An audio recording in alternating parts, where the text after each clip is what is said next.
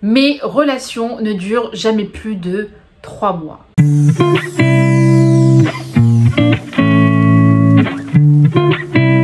Bonjour à toutes et à tous, j'espère que vous allez bien. Je suis ravie de vous retrouver sur ma chaîne. Je suis Nesrine, ta coach en amour et en développement personnel. Je t'accompagne sur le chemin de ton épanouissement amoureux, mais surtout personnel.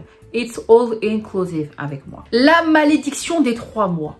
Mes relations ne durent jamais plus de 3 mois. What the hell? Je suis maudite. Je suis maudite. Pourquoi est-ce que mes relations ont toujours la même deadline? Si tu as toujours l'impression qu'ils prennent la poudre d'escampette au bout de 2 mois et demi, 3 mois, ce n'est pas qu'une impression. 3 mois correspond à peu près à la période de rencontre. La période où tout est rose, c'est idyllique. C'est le rêve bleu. Waouh, c'est trop beau. Vous êtes là, vous vous êtes rencontrés, tout va bien, vous vous plaisez au téléphone et ça textote.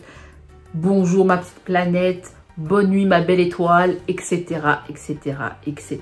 Au début, tu le fais galérer. Au début, c'est toujours la même histoire. Tu fais la meuf, hein, un peu, voilà, tu te fais désirer, tu fais un peu l'inaccessible.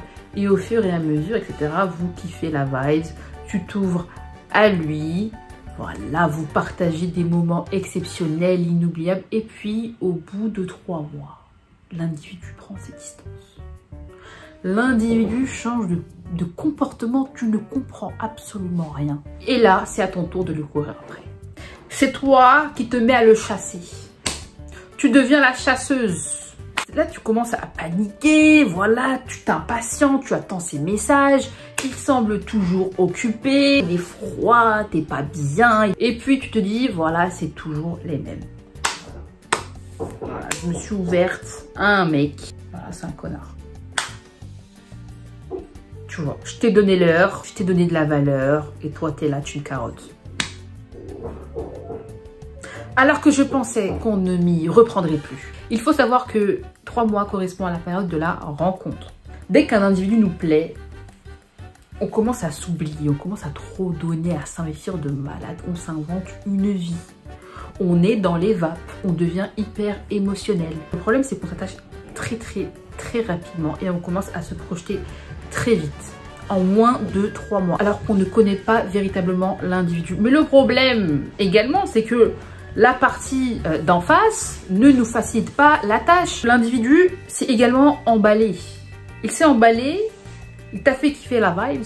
3 mois correspond à la période de la rencontre, la période où tout est nouveau. La nouveauté nous met dans une sorte de bulle de savon. On a tendance à idéaliser l'autre, à le mettre sur un piédestal parce qu'il nous semble encore très mystérieux. Quand la relation commence à s'installer, quand vous commencez à prendre des habitudes, quand vous devenez beaucoup plus prévisible, quand vous devenez de plus en plus en demande, l'individu commence à reprendre ses esprits. Il se demande si c'est vraiment ce qu'il veut en vérité. Il passe d'une phase à une autre. Il y a une sorte de désacralisation qui se produit. Tu vois, il te voit beaucoup plus acquise, beaucoup plus disponible, il te voit kiffer, il te voit en demande, il te voit aimante. Au début, tout est biaisé. Donc, au bout de 3 mois, tout devient beaucoup plus clair et c'est là où vous vous questionnez pour de vrai, d'accord? Sur la suite de la story, il questionne ses véritables sentiments, il questionne ses véritables besoins. Il voit que votre relation prend une tournure sérieuse, que ça va de plus en plus vite, d'accord? Alors que c'est lui qui, à la base, allait vite. Vous voyez? Vous ne comprenez pas, vous êtes dans l'incompréhension totale, vous êtes énervé, vous êtes en colère, vous vous sentez bafoué, hein, vous vous sentez bafoué, ouais. On se sent arnaqué. Il se rend compte de ses véritables besoins et il voit que ce n'est pas ce qu'il veut concrètement. Il est peut-être indisponible émotionnellement ou peut-être qu'il vous a rencontré pour passer le temps, pour passer des moments de légèreté. Voilà, après sa rupture amoureuse, il est encore...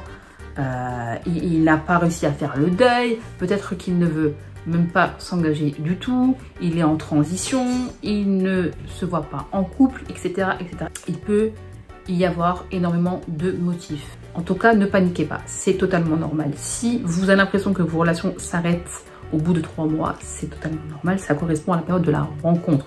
Donc en fait, normalement, on ne devrait pas se projeter avant 3 mois. c'est trop tôt. C'est beaucoup trop tôt.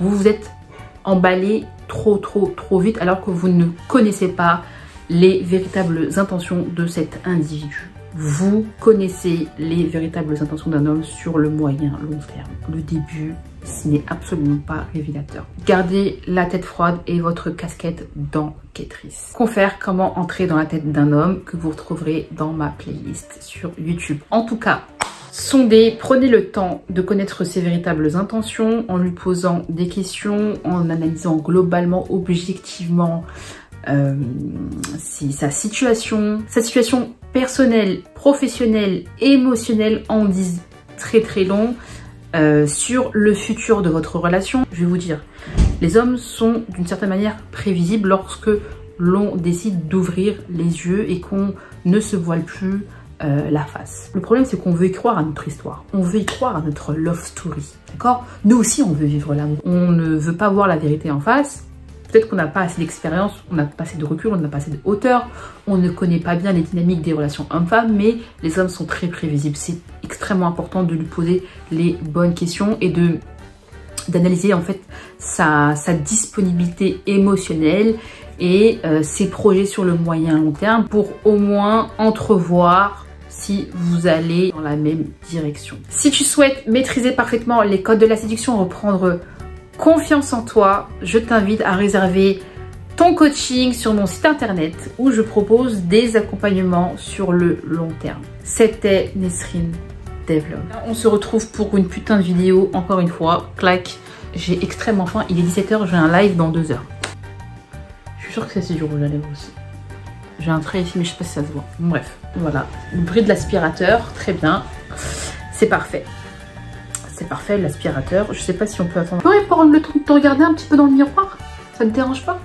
Regardez si t'as pas des traces de rouge à lèvres. MDR. Ça va pas, hein. Non mais toi, t'es dans ton délire en fait. Papa! Donc j'espère qu'on n'entend pas le bruit de l'aspirateur derrière. Mais en tout cas... Ok. Sitôt...